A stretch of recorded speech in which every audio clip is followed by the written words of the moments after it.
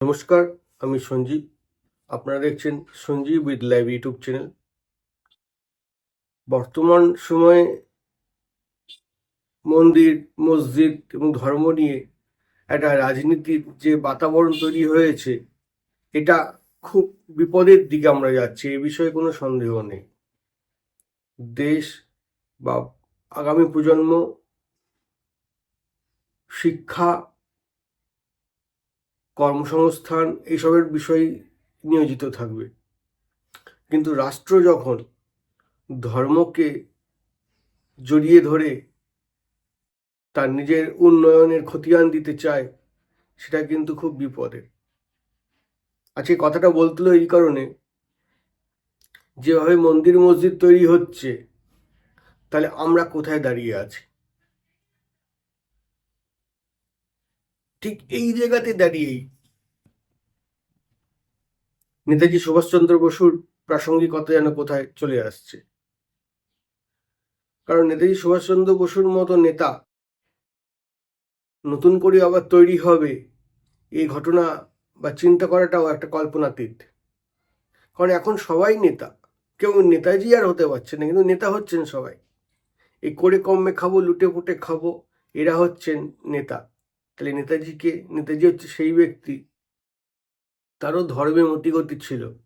তিনিও দক্ষিণেশ্বরে বারবার ছুটে ছুটে আসতেন এবং মা কালীর ভক্ত ছিলেন। শুধু তাই নয়, তার শয়নকক্ষে মা কালীর এক রুদ্র মূর্তি ছিল। তিনি মা কালীর ভজনা করতেন। মা কালীর মাধ্যমে তিনি শক্তি সঞ্চয় করতেন দেশমাতৃকাকে পরাধীনতার শৃঙ্খল থেকে মুক্ত করবেন বলে। হ্যাঁ, এটা ঠিক তাই। কেন বলছি? 1940 সালে প্রেসিডেন্সির জেলে নেতাজি সুভাষচন্দ্র বসু যখন অনশন শুরু করেছিলেন, সেই দিনটা ছিল কিন্তু কালী পুজোর রাত। ঠিক একইভাবে 1941 সাল, গোটা পৃথিবীর কাছে বলবো এটা একটা চিরস্মরণীয় মহানিষ্ক্রমণ। মানে তিনি গৃহত্যাগ করলেন, ব্রিটিশ সৈন্যদের চোখে ধুলো দিয়ে কলকাতার এলগিন রোড বাড়ি দেখে তিনি চলে গেলেন। তাকে খুঁজে পাওয়া গেল না, ব্রিটিশ পুলিশ তাকে ছুতে পারলো না, তার কেশাগ্র ধরতে পারলো না, স্পর্শ করতে পারলো না। এই মানুষটাই নেতাজি। তারপর তো ইতিহাস, Japan, Russia, German, Hitler, Soviet union, কত কি। নেতাজির আজাদিন ফৌজ ব্রিটিশ সাম্রাজ্যের চেয়ারকে কাঁপিয়ে দিয়েছিল, এ বিষয়ে কোনো সন্দেহ নেই। সেই নেতাজিও কিন্তু দক্ষিণেশ্বরের কালীর প্রতি কোথায় যেন একটা টান অনুভব করতেন। তাই বলে তিনি আধ্যাত্মিক হয়ে যাননি, তাই বলে তিনি মন্দির তৈরি করেননি, তাই বলে তিনি যুব সমাজকে এটা বলেননি ধর্মীয় ভাবাবেগে ভেসে যেতে হবে। তার আজাদিন ফৌজে সর্বধর্মের সমন্বয় হয়েছিল, আমরা তো ইতিহাস বইতে পাই সেইগুলো। তো আজকে নেতাজির এই কালী ভক্তি সম্বন্ধে বলার এই একটাই কারণ, নেতাজিকে যদি আমরা আদর্শই মনে করি, তাহলে এত মন্দির মসজিদ কেন? উৎসবের প্রতি আমাদের এত আগ্রহ কেন? নেতাজি কি তাই চেয়েছিলেন? নেতাজি চেয়েছিলেন নিজের অন্তরাত্মা শুদ্ধ হোক, কিন্তু দেশের প্রতি, নবযৌবনের প্রতি এবং ভবিষ্যৎ প্রজন্মের যে দিশা, সেটা যেন ঠিক থাকে। কিন্তু সেটা কি তাই হয়েছে? হয়নি। আজকে নেতাজির আরও একটি জন্মদিন আমরা শেষ করে এসলাম। চতুর্দিকে নেতাজির জন্মদিনে যা উৎসব দেখলাম, আয়োজন দেখলাম, তাতে কোথায় যেন নেতাজি হারিয়ে গেছেন। রয়ে গেছে কি জানেন? নেতাজিকে নিয়ে একটি বালখিল্য বানা। প্রকৃত নেতাজির যে ভাবনা, সে ভাবনা থেকে আমরা শত যোজন দূরে সরে এসেছি। নেতাজি থাকলে সম্ভব হতো না।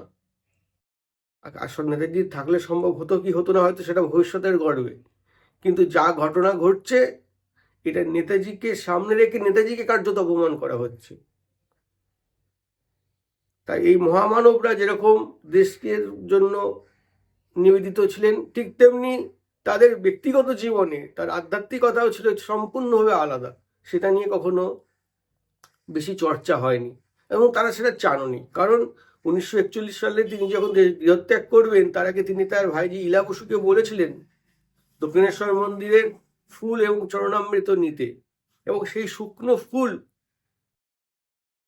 নেতাজির সঙ্গে ছিল, আর সঙ্গে ছিল বলেই তিনি বিশ্বাস করতেন যে মা যেন কোথায় তাকে একটা শক্তি দিচ্ছে, শক্তি যোগাচ্ছে। এই বিশ্বাসটা তো থাকবে, থাকা উচিত, এর মধ্যে তো কোনো ভুল নেই। কিন্তু আমরা যেটা দেখছি, ধর্ম নিয়ে বর্তমান সময়ে যে ধরনের আগ্রাসন চলছে, এই আগ্রাসন অবিলম্বে বন্ধ হোক। এই আগ্রাসন বন্ধ হতে যদি কারোর শরণাপন্ন হতে হয়, আমি 3টে নাম বলে দিচ্ছি, এদের শরণাপন্ন হন: রামকৃষ্ণ, বিবেকানন্দ, বিবেকানন্দের ভাবশিষ্য হচ্ছেন আবার এই নেতাজি। তাহলে এই যে জানুয়ারি মাস গেল, 12ই জানুয়ারি বিবেকানন্দের জন্মদিন, 23শে জানুয়ারি নেতাজির জন্মদিন, দেখুন কোথায় যেন একটা একসূত্রে বাধা, কিন্তু তবু আমরা পারছি না। এই না পারাটাকে যতক্ষণ না আমরা ওভারকাম করতে পারবো, হয়তো এই ধর্মীয় কূটকচালি চলতেই থাকবে। এটা বন্ধ হোক। আর এটা বন্ধ করার জন্য এক শ্রেণীর যে যুব সমাজ, যারা বিরক্ত হয়ে রয়েছে, মুখ খুলতে পারছেন না, তারা এগিয়ে আসুন।